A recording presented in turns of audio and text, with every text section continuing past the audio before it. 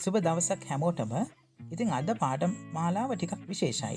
මේකට හේතුව තමයි අද පාඩම මම විශේෂයෙන්ම සැකසුවේ කුඩා දරුවන්ගේ සිට වැඩිහිටිය දක්වා භාෂාවට ඇල්මක් දක්වන ඕනෑම කෙනෙකුටම පහසුවෙන් ග්‍රහණය කරගත හැකි පරිදි මේ පාඩම් මම අද ඔයාලට ඉදිරිපත් කරනවා. මේක අනිත් විශේෂත්වය තමයි මේ හැම වාක්‍ය රටාවක්ම ස්වාභාවිකවම ඉංග්‍රීසිය කතා කරන විදේශිකයන් අතරින් තෝරාගත වාක්‍ය කාණ්ඩ තමයි මම අද ඉදිරිපත් කරන්නේ. ඉතින් මේ වැඩිපුරම මම ඉංග්‍රීසිය මුල සිටම ඉගෙන ගන්න දරුවන් බලාපොරොත්තු වෙන තමයි මේ හදන්නේ. ඒ නිසා මම ඊටම සරලව මේ පාඩම ඔයාලට ඉගෙනීමට අද බලාපොරොත්තු වෙනවා. එහෙනම් අපි යමු අපේ පාඩමට. අපි හැමෝම යමක් හොඳයි කියලා කියන්න very good කියනවනේ. යමක් හොඳයි ලස්සනයි අපේ හිත ඇදී ගියාම අපි කියනවා ශායික කොච්චර හොඳයිද හරි ලස්සනයි කියලා කියනවා. ඉතින් මේ very good කියන වචනේ අද හැමෝම කතා කරලා ඕවර් යූස් වෙලා තියෙනවා. පුතාලට ඒ වෙනුවට ඊටම ලස්සන වචනයක් භාවිතා කරන්න පුළුවන්. ඒක තමයි epic කියන වචනය. epic කියලා කියන්නේ යමක් ඊටම ආකර්ෂණීයයි, ඊටම ලස්සනයි, ඒ වගේම ඊටම හොඳයි කියන අදහස. අපි බලමු උදාහරණයකින්. That was epic. ඒක නම් නියමයි. That was epic. ඒක නම් නියමයි. ඉතින් ඔයා මේ epic කියන එක දන්නේ නැතුව කියනවා නම් that was very good කියලානේ කියන්නේ. දැන් ඔයා එහෙම very good කියන්න එපා. පුතාලා කියන්න ඕනේ that was epic කියලා. Wow, Papa, that was epic. Wow, Papa, that was epic. Number 2, අපි තව උදාහරණයකින් බලමු. It's going to be epic. It's going to be epic.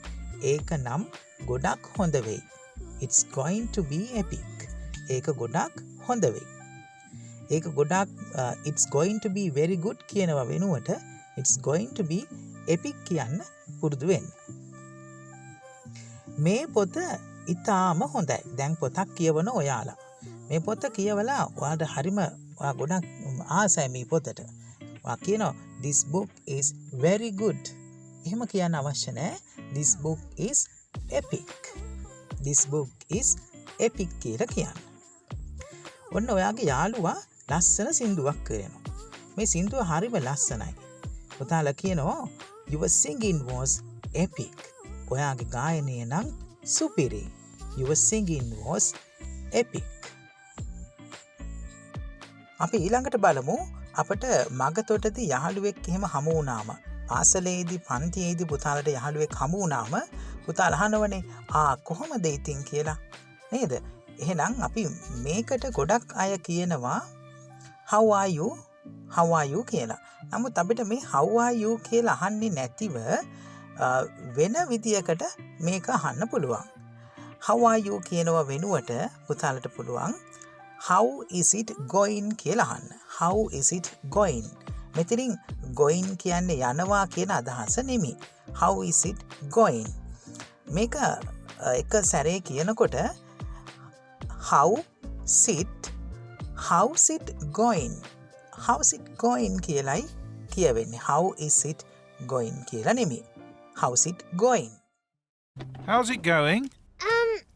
I am a future fairy crayon. How's it going? I am a future fairy crayon. ඒ වගේම අපිට අහන්න පුළුවන් how are you doing? how are you doing? කොහොමද ඉතින් ඔයාට? what's going on? එහෙමත් පුළුවන් අහන්න. what's going on? කොහොමද ඔයාට? long time no see. හුඟ කාලෙකින් දැක්කේ නැහැ. long time no see. long time no see. හුඟ කාලෙකින් මං ඔයාව දැක්කේ නැහැ. ඊළඟට අපි කතා කරන ක්‍රියාපදයක් තමයි look කියන එක. look කියන එක පුතාලා දන්නවා බලන්න කියලා කියනවා. නමුත් මෙතන කියන්නේ අපට කෙනෙක් කොහොමද පේන්නේ? දැන් හිතන්න ළමයෙක් ඉන්නවා එයා අඬලා. නේද? එයා අඬලා එයා දුකෙන් ඉන්නේ. එතකොට ඔයාට කියන්න පුළුවන් ඔයා දුකෙන් වගේ. You look sad. You look sad. ඔයා දුකින් වගේ. She looked sad. ඇය දුකෙන් වගේ. She looked sad. That girl. She looked so sad. ඒ වගේම ඒ යාළුව සතුටින් ඉන්නව නම් අපි කියනවා සතුටින් ඉන්නව නම් කියන්නේ happy. You look happy. ඔයා සතුටින් වගේ. You look happy. ඔයා සතුටින් ඉන්නව වගේ මට පේනවා. You look happy. ඒ වගේම යාළුවෙක් අත ලස්සනට ඇඳගෙන ලස්සනට ඉන්නවා. Gorgeous. Very beautiful කියනවා වෙනුවට gorgeous. You look gorgeous. ඔයා නම් හරිම ලස්සනයි. You look gorgeous today. ඊළඟට අපි කතා කරනවා පුතාලා දැන් කොහේ හරි යනව නම් going කියලානේ කියන්නේ. going කියනවා වෙනුවට පුතාට කියන්න පුළුවන් heading කියලා. සාමාන්‍යයෙන් head කියන එක නාමපදයක් විදියට හිස නේද? head කියන්නේ හිසනේ. එතකොට heading කියන්නේ ඒ අදහස නෙමෙයි යනවා කියන අදහස. එහෙනම් අපි බලමු. Heading straight for raspberries. Oh, Tortoise is heading straight for the raspberry bush. Oh, Tortoise is heading straight for the raspberry bush. raspberry කන්න ඉස්සරහට යනවා. ඒ වගේම අපිට අහන්න පුළුවන් where are you heading? ඔයා කොහෙද යන්නේ?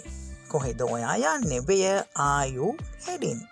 Where are you heading? කොහෙද ඔයා යන්නේ? I am heading for the park. I am heading for the park. මම පාක් එකටයි යන්නේ. I am heading for the park. Let's head back home. Let's head back home. අපි ගෙදර යමු. අපි ආපහු ගෙදර යමු. තව උදාහරණයක් කියන්නම්. Are you heading for the doctor? ඔයා ඩොක්ටර් ළඟටද යන්නේ? Are you heading for the doctor? යමක් නැති වුණාම ඔයා හොයනව නේද? එතකොට හොයනවා කියලා කියන්නේ look for කියලා. Look for. What are you looking for? මොනවද ඔයා හොයන්නේ? What are you looking for? මොනවද ඔයා හොයන්නේ? I'm looking for my hanky. මම මගේ ලේන්සුව හොයනවා. I'm looking for my hanky. Looking for. හොයමින් ඉන්නේ මම. Looking for. What are you looking for, Tortoise? What are you looking for, Tortoise?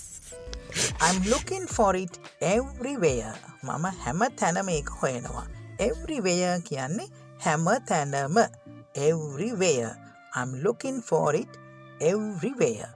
මම හැම තැනම ඒක හොයනවා. යමක් කතා කරනකොට ඔයාට අමතක වෙන්න ගියොත් යමක් ඔයා එක සැරේ මතක් කරලා දෙන්න මෙහෙම කියනවා. ඔන්න තව එක දෙයක් තියෙනවා. And one more thing. තවත් එක දෙයක්. And one more thing. I can't stay long. ඊළඟට අපි බලමු. And one more කොහේ thing, හරි Dad. කියන වචනෙට And one මොකක්ද more අපි thing, ඉංග්‍රීසි වලින් Dad. කියන්නේ? කොහේ හරි. And one more thing, Somewhere. Dad. You must... Somewhere. කොහේ හරි. Shall we go somewhere? අපි කොහේ හරි යමුද? Shall we go somewhere? පුතාලා අහනෝනේ පාළු වුණාම අම්මලාගෙන් තාත්තලාගෙන් එහෙම නැත්නම් අම්මලා අහන්න පුළුවන් පාළුවක් දැනෙනවා නම් තාත්තගෙන් ඔයාලගෙන් පුතේ අපි කොහේ හරි යමුද? Shall we go somewhere? අපි කොහේ හරි යමුද? What? We have to find somewhere else to put. What? We have to find somewhere else to put. ඊළඟ උදාහරණ බලමු. It must be somewhere else. ඒක වෙන කොහේ හරිම ඇති. මොකක් හරි නැති වෙලා පුතා හොයනවා. එහෙනම් යාළුවෙක් හරි කියනවා it must be somewhere else. ඒක වෙන කොහේම හරි ඇති. Seen you somewhere before. I have seen you somewhere before. මම කලින් ඔයා කොහෙදි හරි දැකලා තියෙනවා. I have seen you somewhere before. මම කලින් කොහෙදි හරි ඔයාව දැකලා තියෙනවා. අපි ඊළඟට බලමු යමක් කරන්නම වෙනවා කියලා කියන්න ඕන වුණොත් පුතා කියන්න ඕනේ have to කියලා. have to කරන්න වෙනවා. We have to be quiet. අපට නිශ්ශබ්ද වෙන්න නිශ්ශබ්ද වන්න වෙනවා. අපිට නිශ්ශබ්දව ඉන්න වෙනවා. We have to be quiet. You have to learn English. ඔයාට ඉංග්‍රීසි ඉගෙන ගන්න සිද්ධ වෙනවා. You have to learn English. We have to ask someone else. අපට කාගෙන් හරි අහන්න වෙනවා. Ask කියන්නේ අහනවා. We have to ask someone else. වෙන කාගෙන් හරි අහන්න වෙනවා. එතකොට යමක් කරන්න වෙනවා කියනකොට have to කියලා අපි කතා කරනවා. Stop! What? We have to find somewhere else to put the code. Stop! What? We have to find somewhere else to put the code. එසේනම් මම සිතනවා හැමෝටම මේ පාඩම හොඳින් අවබෝධ වෙන්න ඇති කියලා. කරුණාකර කමෙන්ට් කරන්න. ඔබේ කමෙන්ට්ස් ඉතාම අගය කොට සලකනවා. එසේනම් නැවතත් ලබන සතියේත් මෙවැනිම පාඩමකින් අපි යලි හමු වෙමු. හැමෝටම සුබ දවසක්.